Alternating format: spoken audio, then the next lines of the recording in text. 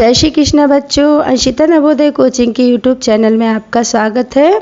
बच्चों, आज हम फर्स्ट चैप्टर से लेके लाभ हानि प्रतिशत तक के क्वेश्चंस टेस्ट में लेने वाली हूँ, आपको दे रही हूँ, जो कि इस साल के लिए बहुत ही इम्पोर्टेंट क्वेश्चन है मेरे हिसाब से।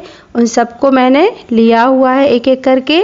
आपको OMR शीट बनाना है, सवालों को सॉल्व करना है और OMR शीट में भरना है। 20 नंबर का टेस्ट है, फर्स्ट चैप्टर से ही क्वेश्चन आपको आ रहे हैं। ठीक है, देखते हैं क्वेश्चन क्या है। मैं एक बार आपको पढ़ के सुना देती हूँ, फिर आपको करके लाना है। और बच्चों, क्वेश्चन पूरा लिखिएगा। एक टेस्ट का बढ़िया सा नोटबुक बनाइए, उसमें सारे क्वेश्चंस लिखते जाइए, जिससे कि जब अपना पेपर होगा ना, उससे 8-10 दिन पहले अपन इन सारे क्वेश्चंस को एक बार अच्छे से पुनः देख सकें, कि किसी जो नहीं बन रहा है उसको भी कर सके कि किस टाइप के क्वेश्चन हमारे पेपर में आने हैं और हमसे ये बन रहे हैं या नहीं बन रहे हैं, तो उसको बना लेंगे अपन, देख लेंगे ठीक से।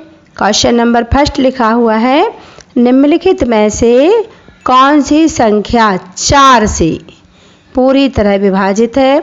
बहुत ही सरल क्वेश्चन है बच्चों, मैंने आपको 4 का विभाजन नियम पढ़ाया हुआ है, आप बिल्कुल आसानी से कर सकते हैं। ऑप्शन लिखे हुए हैं। ऑप्शन फर्स्ट में लिखा हुआ है 1,45,068। दूसरे में लिखा हुआ है 1,49,071। तीसरे में लिखा हुआ है 45,879 और नेक्स्ट में लिखा हुआ है 23,786। मैं हिंदी में ही पढ़ के सुना रही हूँ, क्योंकि बच्चों को हिंदी बहुत कम डिजिट आती है हिंदी में। इंग्लिश की तो आप लोगों को आ जाती है, बट आपको हिंदी डिजिट भी सीखना चाहिए, ठीक है ना। इन्हीं चारों में से एक ऑप्शन आपका आने वाला है। 4 का विभाजन नियम बस लगाना है बच्चों। ऐसे संख्या लिख के आप डिवाइड करके बिल्कुल मत लाइएगा। आप विभाजन ऐसे डिवाइड नहीं करेंगे बिल्कुल भी। आप विभाजन नियम लिखेंगे कि विभाजन नियम क्या होता है। जैसे 2 का विभाजन नियम होता कि इकाई अंक क्या होना चाहिए, सम संख्या, है ना, 0, 2, 4, 6। इसी तरह मैंने आपको 4 का विभाजन नियम भी पढ़ाया हुआ है, आपको वही करके लाना है, बिल्कुल भी आपको डिवाइड करके नहीं लाना है। देखते हैं क्वेश्चन नंबर 2। निम्न योगफल में, निम्न, ये देखिए एक योगफल किया हुआ है। लुप्त, लुप्त मतलब जो कि नहीं दिया गया है उसको कहते हैं लुप्त। अंक ज्ञात कीजिए। देखिए लिखा है A, ये लुप्त है, B A 2 B 8 4 C 3 7 और फिर ये योग भी किया गया है ना। तो आपको यहाँ A B और C की जगह कोई ना कोई एक डिजिट आएगी इन ऑप्शंस में से आपके, वही आपको यहाँ पे रखना है कि कौन सी डिजिट यहाँ आने वाली है। अगर आप A की जगह 1 रख रहे हैं तो क्या है, आंसर यही आएगा। B की जगह 9 रख रहे हैं, C की जगह 3 रख रहे हैं, तो आप ये ऑप्शन लेके इनको रख के और देख लीजिएगा, आपका आंसर आ जाएगा। ये तो बहुत छोटे से ही स्कूलों में भी सिखा देते हैं, इजी होता है ना। और मैंने भी आपको पैटर्न वाले चैप्टर में करवाया हुआ है, ABC की वैल्यू निकालना। आप आसानी से इसको कर लेंगे। क्वेश्चन नंबर 3 देखते हैं। 3 संख्याओं का, कितनी संख्या है, 3 संख्याओं का गुणनफल, मल्टीपल का आंसर, जिसको कहते हैं गुणनफल, 4140 है, जिनमें से 2 संख्याओं का गुणनफल, कितनी का, 2 का हमें दिया हुआ है। 2 संख्याओं का गुणनफल 345 है। तो तीसरी संख्या आपको पता करना है कि 12 है वो, कि 15 है, 16 है या 18 है, ठीक है ना। आसानी से आ जाएगा। ये भी मैंने आपको सेकंड और थर्ड चैप्टर दोनों में ही पढ़ाया हुआ है बहुत बार, प्लस वाला, योगफल वाला भी और गुणनफल वाला भी। क्वेश्चन नंबर 4 देखते हैं। एक संख्या दूसरा संख्या से, दूसरा नहीं होगा बच्चों, यहाँ दूसरी होगा, अपन ने तो पढ़ा हुआ है ना। एक संख्या दूसरी संख्या से 13 अधिक है ना। जैसे कि 13 अधिक है ना, एक मान लीजिए 7 है तो दूसरी 20 है, ऐसे 13 अधिक है। दोनों का योगफल कितना है, 187 है। तो छोटी संख्या, जैसे यहाँ 13 छोटी है ना, ऐसे 2 संख्याओं का योग जब अपन करेंगे तो कितना आता है, 187। अगर आप उनको जोड़ेंगे तो 187, लेकिन शर्त क्या है कि पहली जो है, मान ली पहली 7 है तो दूसरी 13 है। 13 अधिक है ना। अब पहली 8 है तो दूसरी क्या होगी 13 अधिक, तो 8 तो हो ही नहीं सकती क्योंकि 13 तो अधिक ही चाहिए है, 6 हो सकती है, ये 6 होगी तो ये 14 होगी, ऐसे है ना। 13 अधिक बोला गया है क्योंकि तो 13 तो होगी और उससे थोड़ी बड़ी हो सकती है। अगर मान लीजिए ये वाली 5 है तो वो वाली कितनी होगी 13 अधिक, मान लीजिए 20 योग बना रहे हम तो 15 होगी ये वाली, तो 20 योग हो जाएगा। तो इसी तरह आपको दो संख्या लेना है, ये वाली 13 बड़ी है और ये वाली निकालना है, और योग कितना आएगा दोनों का 87। जैसे यहाँ योग आ रहा है 20।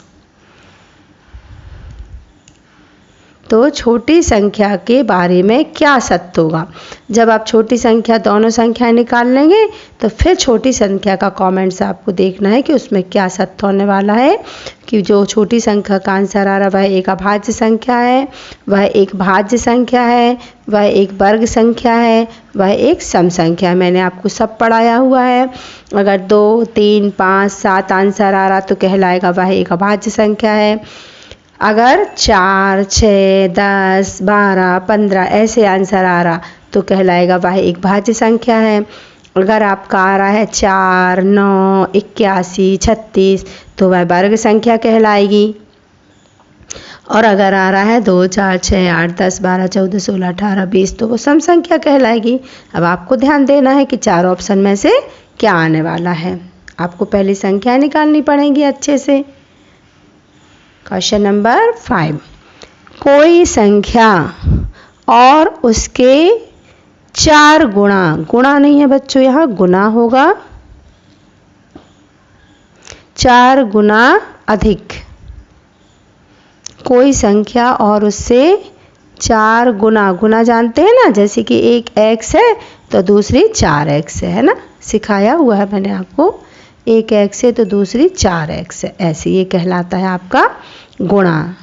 गुना ना हो जाएगा यहाँ पे, गुणा नहीं होता है, होता है गुना।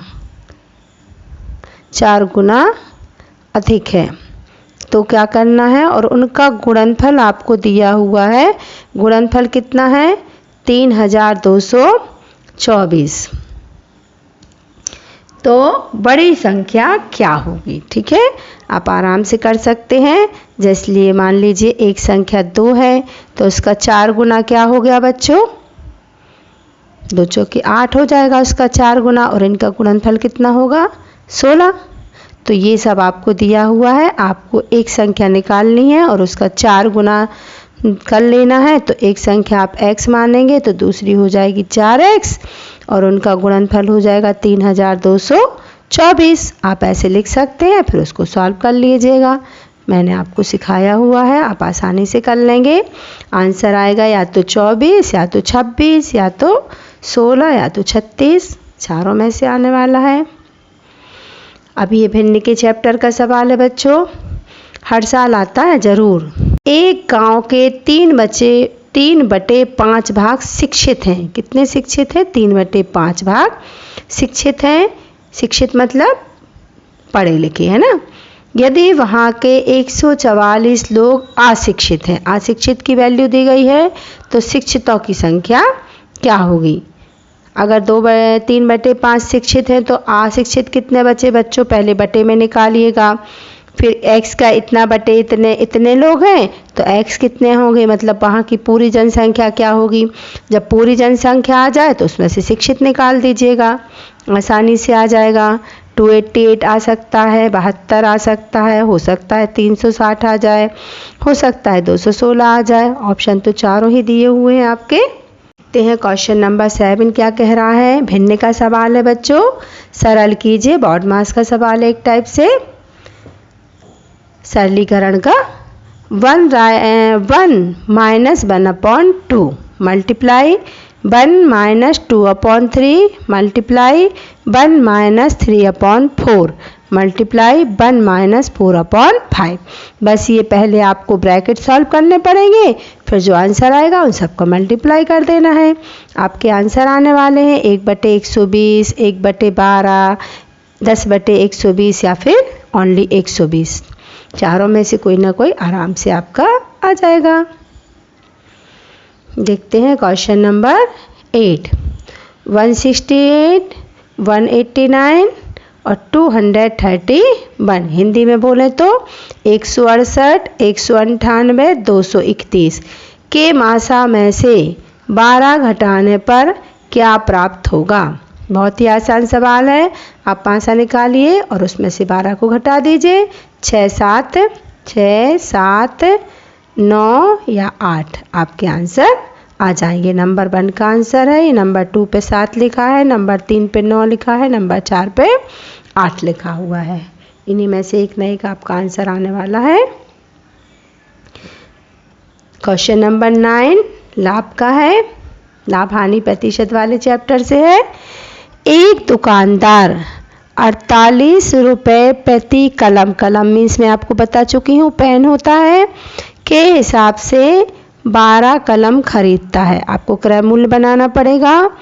20% लाभ लेकर सभी कलमों को बेच देता है, उसका विक्रय मूल्य क्या होगा। ठीक है, पहले आप क्रय मूल्य बना लीजिए, विक्रय मूल्य का लाभ प्रतिशत का फार्मूला लगा दीजिए।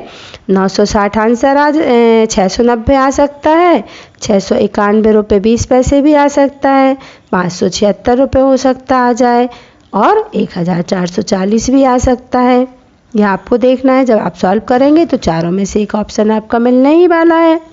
आप जल्दी से उसको भर दीजिएगा।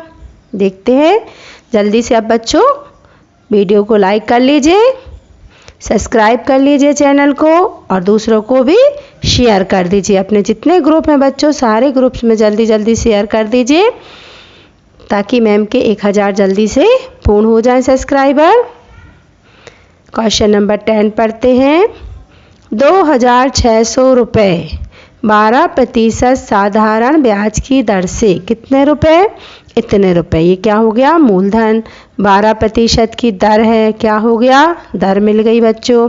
उधार दिए गए, उससे प्राप्त मासिक ब्याज, 1 महीने का ब्याज पूछा गया है, कितना होगा। मैंने अभी आपको 1-2 दिन पहले ही सिखाया हुआ है। सवाल आप आसानी से कर सकते हैं। ऑप्शन आने वाला है 320, 280, 240 या 260। 4 ऑप्शन आपके हैं। आंसर बच्चों इन्हीं में से आना चाहिए, अदर्स ऑप्शन आपके गलत माने जाएंगे। अब आपको क्या करना है, सबकी OMR शीट जरूर से बना के रखना है। क्या बनाना है OMR शीट में, आपको इस तरह से आंसर लिखना है, अपने 4 ऐसे गोले बनाना है और जो भी गोला सही है A, B, C या D उसको आपको फिल कर देना है ठीक से।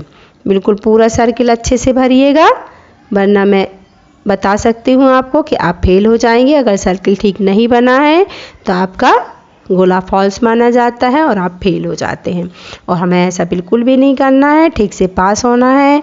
आपकी बार नवोदय पार। जय श्री कृष्ण बच्चों। टेस्ट के लिए ऑल द बेस्ट।